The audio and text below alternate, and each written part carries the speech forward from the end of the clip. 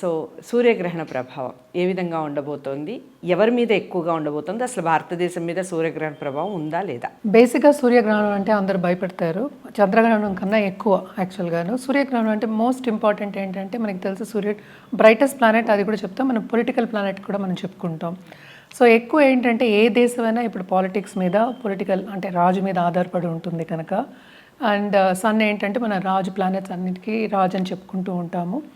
So ప్రభావం అనేది, సూర్యగ్రహణం ప్రభావం అనేది బేసిక్గా ఏంటంటే గవర్నెన్స్ మీద ఎక్కువ ఉంటుంది అని చెప్పుకోవడం జరుగుతుందనమాట. అదొకటే కాకుండాను ఇప్పుడు పెద్ద పెద్ద కంపెనీస్ ఉంటాయి, ఎంఎన్సీస్ ఉంటాయి, ఆల్ ఓవర్ వరల్డ్లో ఉన్న ఎంఎన్సీస్ ఉంటాయి కదా.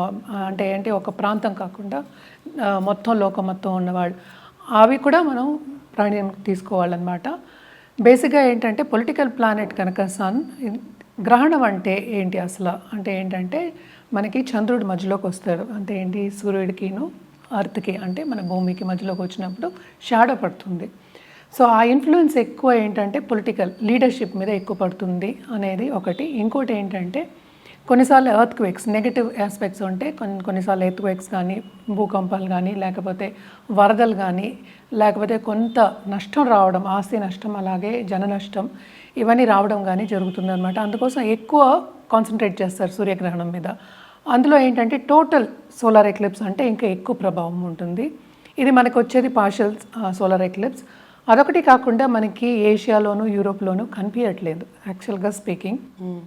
కానీ గ్రహణం ఉన్నదే, ఎందుకంటే అది సెలెస్టియల్ ఈవెంట్, అది హెవెన్లీ దీంట్లో ఆబ్జెక్ట్స్తో అవుతోంది. సో కొంతైనా ప్రభావం ఉంటుంది. అసలు ఏ రాశిలో అవుతుందో ఫస్ట్ చూద్దాం, ఏ నక్షత్రంలో అవుతుందో చూద్దాం. మనకి తెలుసు రాహుకేతువులు ఇప్పుడేమో కుంభంలోనూ, మనకేమో సింహంలోనూ ఉన్నాయి.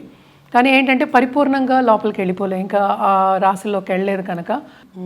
ఉత్తర ఫల్గుని నక్షత్రం అంటే కేతు ప్రభావించిన నక్షత్రం, అంటే ఏంటి సింహంలో ఉంది. కానీ కన్యలో మొదలవుతుంది. అంటే ఏంటి, లేట్గా రాత్రి 11ంటికి, అంటే ఏంటి 21వ తారీఖు 11ంటికి మొదలవుతుంది. ఇది కొన్ని ప్రాంతాల్లోనే కనిపిస్తుంది. అంటే ఏషియా పసిఫిక్ రీజన్, ఆస్ట్రేలియా ఇట్లాంటి వాటిలో కనిపిస్తుంది అనమాట. ఇది మోస్ట్ ఇంపార్టెంట్ ఏంటంటే షాడో పడుతోంది.